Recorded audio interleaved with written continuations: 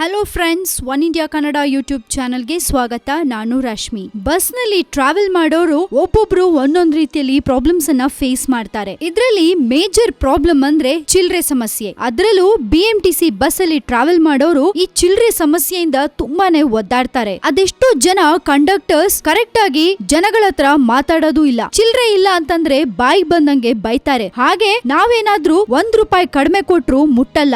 ಅದೇ ಅವರು ₹5 ₹6 ಚಿಲ್ರೆ ಇಲ್ಲ ಅಂತ ಎಗರಿಸ್ಬಿಡ್ತಾರೆ. ಇನ್ನೆಷ್ಟೋ ಜನ ಕಂಡಕ್ಟರ್ಸ್ ಚಿಲ್ರೆ ಕೇಳಿದ್ರೆ ಹೊಡೆಯಕ್ಕೆ ಬರ್ತಾರೆ. ಇದೆಲ್ಲ ಯಾಕೆ ಹೇಳ್ತಾ ಇದೀನಿ ಅಂದ್ರೆ, ಬೆಂಗಳೂರಲ್ಲಿ ಇಲ್ಲೊಂದು ಇದೇ ರೀತಿ ಇನ್ಸಿಡೆಂಟ್ ನಡೆದಿದೆ. ಅದೇನಪ್ಪಾ ಅಂದ್ರೆ, ಚಿಲ್ರೆ ಕೇಳಿದ ಮಹಿಳೆ ಮೇಲೆ ಹಲ್ಲೆ ನಡೆಸಿದಾರಂತೆ BMTC ಕಂಡಕ್ಟರ್. ಚಿಲ್ರೆ ಕೇಳಿದ ಮಹಿಳೆ ಮೇಲೆ BMTC ಬಸ್ ಕಂಡಕ್ಟರ್ ಹಲ್ಲೆ ನಡೆಸಿರೋ ಘಟನೆ ನಿನ್ನೆ ರಾತ್ರಿ ಮೆಜೆಸ್ಟಿಕ್ ಬಸ್ ಸ್ಟ್ಯಾಂಡ್ ಅಲ್ಲಿ ನಡೆದಿದೆ. ಅಷ್ಟಕ್ಕೂ ಅಲ್ಲಿ ನಡೆದದೇನಪ್ಪಾ ಅಂದ್ರೆ, 250J ಬಸ್ ನಲ್ಲಿ ಬಂದ ಲಕ್ಷ್ಮಿ ಅನ್ನೋ ಮಹಿಳೆ ಮಗುವಿನ ಜೊತೆ ಮೆಜೆಸ್ಟಿಕ್ ನಲ್ಲಿ ಇಳಿದಿದ್ದಾರೆ. ₹80 ಚಿಲ್ರೆ ಕೊಡ್ಬೇಕಿದ್ದ ಕಂಡಕ್ಟರ್ ₹74 ಮಾತ್ರ ಕೊಟ್ಟಿದ್ದಾನೆ. ಉಳಿದ ಚಿಲ್ರೆ ಕೊಡು ಅಂತ ಕೇಳಿದಕ್ಕೆ ಮಾತಿಗೆ ಮಾತು ಬೆಳೆದು ಮಹಿಳೆ ಮೇಲೆ ಕಂಡಕ್ಟರ್ ಹಲ್ಲೆ ನಡೆಸಿದಾನೆ ಅಂತ ಆರೋಪಿಸಲಾಗಿದೆ. ಪ್ರಕರಣ ಸಂಬಂಧ ಕಂಡಕ್ಟರ್ ಉದಯ್ ಕುಮಾರ್ನನ್ನ ಉಪ್ಪಾರಪೇಟೆ ಪೊಲೀಸರು ಬಂಧಿಸಿದ್ದಾರೆ. ಇವ್ರಿಗೆಲ್ಲ ಅವರು ಗೌರ್ಮೆಂಟ್ ಜಾಬ್ ಅಲ್ಲಿದ್ದಾರೆ ಅಂತ ಅಹಂಕಾರ. ಜನಗಳನ್ನ ತುಂಬಾನೇ ಕೀಳಾಗಿ ನಡೆಸ್ಕೋತಾರೆ. ಒಂದು ಚಿಲ್ರೆಗೋಸ್ಕರ ಹೆಣ್ಮಗಳ ಮೇಲೆ ಹಲ್ಲೆ ಮಾಡಿರೋದು ನಿಜಕ್ಕೂ ಹೀನಾಯ ಅಂತಾನೆ ಹೇಳ್ಬೇಕು. ಇತ್ತೀಚಿನ ದಿನಗಳಲ್ಲಿ